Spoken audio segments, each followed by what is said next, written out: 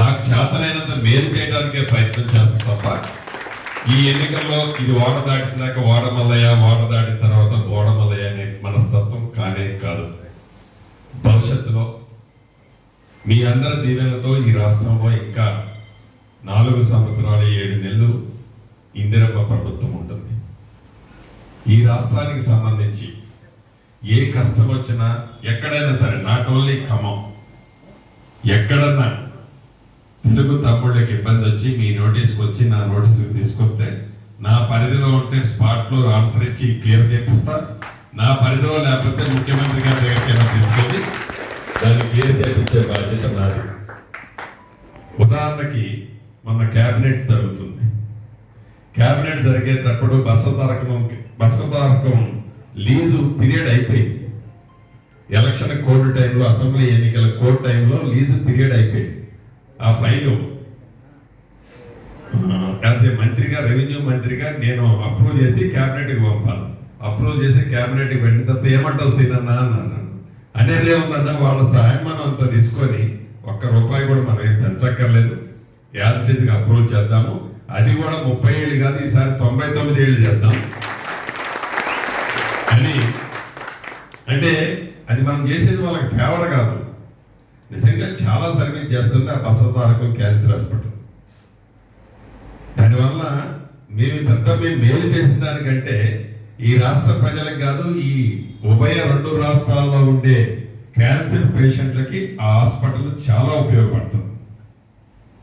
అలానే మన ఆఫీస్ విషయంలో కూడా ఒకసారి అడావిడి అయిపోయిన తర్వాత నేను సెక్రటరీని పిలిపిస్తానన్నా. నేను హైదరాబాద్లో ఉన్నప్పుడు ముఖ్యమంత్రి రండి, ఏ మాత్రం ఏది పాసిబిలిటీ ఉన్నా దాన్ని క్లియర్ చేస్తే నా పరిధిలోకి వస్తుంది. ఏది క్లియర్ చేసేది ఉన్నా క్లియర్ చేసే బాధ్యత. రెండవది, భవిష్యత్తులో స్థానిక సంస్థల విషయానికి వచ్చినప్పుడు ఇక్కడ అందరూ ఉన్నోళ్ళు మేజర్ గ్రామ పంచాయతీలు అయితే నా పరిధిలో ఉంటాయి. మేజర్ తుమ్మల గారిది కూడా ఉంటుంది కాబట్టి తుమ్మల గారు, నేను, మీరు కూర్చొని డెఫినెట్గా ఖమ్మం కార్పొరేషన్లో మీ ప్రాతినిధ్యం అనేది ఎప్పుడైనా అవసరం.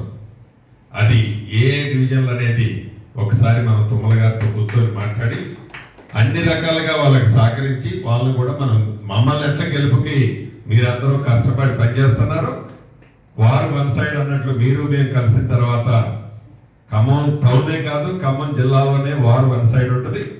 తప్పకుండా వాళ్ళని గెలిపించుకుందాం. ఇక గ్రామ స్థాయిలో ఎక్కడైనా సర్పంచులు 1, 2, 3 ఉంటే ఆ సందర్భాన్ని బట్టి కూరపాటి గారు, మీరు, నేను కూర్చొని మిమ్మల్ని ఒప్పించకుండా అవతలను ఒప్పించి మీకు ప్రాధాన్యత ఇచ్చే బాధ్యతని నేనే తీసుకుంటానని ఈ వేదిక మీద నుంచి టైం ఎక్కువగా లేదు, కేవలం మనకున్నది 2 రోజులు ప్రచారానికి, రేపు ఎల్లుండు. ఈ 2 రోజులు ఇంకొక రోజు ఉంటుంది. మీకు ఏ అవసరం ఉన్నా, దయాకర్ రెడ్డికి ఏ అవసరం ఉన్నా కూరపాటి గారు మీ టీంతో టచ్లో ఉంటారు. మీకు ఏ అవసరం ఉన్నా దయాకర్ రెడ్డి మీకు టచ్లో ఉంటాడు అన్ని విధాల. ఈ నిమిషం నుంచి నేను వెళ్ళిపోతాను. ఇది ఎర్రుపాలెం బట్టి గారితో రోడ్ షో ఉంది. ఎర్రుపాలెం నుంచి మధిర మండలం, ఆ 2 టౌన్లు ఉన్నాయి. నేను ఒకసారి నైట్ 10 దాటుద్ది. దయాకర్ రెడ్డి ఉంటాడు. ఎలా కావాలి, ఏం కావాలి, ఒకసారి విధి విధానాలు, మీరు ఇన్వాల్వ్మెంట్ ఎట్లా, వ్యూహాత్మకంగా ఏం చేయాలి అన్నది మీకు దయాకర్ రెడ్డికి సూచనలు ఏంటి, దయాకర్ రెడ్డి మిమ్మల్ని అడుగుతాడు. భవిష్యత్తులో ఒకటైతే హామీ ఇస్తున్నాను, నాట్ ఓన్లీ ఈ ఎన్నిక, రాజకీయంగా నేను ఉన్నంతకాలం ఏ రోజు తెలుగు తమ్ముళ్ళని నొప్పించే ప్రసక్తే ఉంది. ఎవరైనా గుడ్డగాల్సిన మీద వేసినా ధైర్యంగా మీరు ఆ స్పాట్లో ఒక్కటే హామీ ఇవ్వండి. మీరు చెక్ చేసుకోవాల్సిన అవసరం కూడా ఎప్పుడూ లేదు. అవుట్ రైట్ గా ఇవాళ మొన్న చెప్పాను, ఈ రోజు చెప్తున్నాను, ఎన్నికలు అయిన తర్వాత చెప్తాను, ఈ 4 సంవత్సరాలు ఏంటన్న తర్వాత మళ్ళీ కొత్తగా ఎన్నికలు వచ్చినప్పుడు అప్పుడు కూడా ఇదే చెప్తాను. మీ నుంచి పాజిటివ్నే నేను తీసుకుంటాను. నేను ఎప్పుడు పాజిటివ్నే మాట్లాడతాను. 10 మంది కూర్చున్న దగ్గర ఎవరైనా రాంగ్ డిస్కషన్ తీసుకొస్తే మీరు ఛాలెంజ్ చేస్తారండి. చిన్న మాట నేను తప్పుగా ఎక్కడైనా మాట్లాడానని ఏ వ్యక్తి అయినా అంటే రుజువు చేయమనండి, ఐఎమ్ రెడీ. అంతేగాని ఒట్టి పుణ్యానికి గుడ్డ నా మీద వేసి అతనే వేసిందనే నింద అనాల్సిన అవసరం లేదు. అంత చిరాకు పడే మనిషిని కూడా కాదు, తుల్లిపడి నోరు జారే మనిషిని కూడా కాదు. ఎప్పుడు మనిషిని మనిషిలాగా గౌరవించే మనిషిని చీడ పురుగులా చూసే మనిషిని కాదు.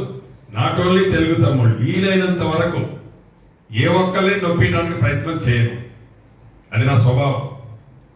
కాబట్టి దయచేసి టైం తక్కువగా ఉంది కాబట్టి భవిష్యత్తులో ఏ కష్టం ఉన్నా ఏ ఇబ్బంది ఉన్నా వ్యక్తిగతంగా కానీ ఇతరత్ర కానీ ఏది శ్రీనన్నతో ఈ పని అవుతుంది, శ్రీనన్నకి చెప్తే ఏదన్నా ఆదుకోగలుగుతాడేమో అన్న దాంట్లో నిస్సంకోచంగా ఏ అర్ధరాత్రి అయినా నా తలుపు మీరు తట్టొచ్చు అని మీ అందరినీ మనస్సాక్షిగా మీ అందరికీ తెలుపుకుంటూ, మీరు ఇంత మంచి నిర్ణయం తీసుకున్నందుకు నాకు నిజంగా చాలా ఆనందంగా ఉంది, చాలా సంతోషంగా ఉంది. మనస్ఫూర్తిగా భవిష్యత్తులో ఈ రుణాన్ని తీర్చుకుంటారని కూడా చెప్తూ మీ అందరి దగ్గర సెలవు తీసుకుంటాను. జై శ్రీనన్న.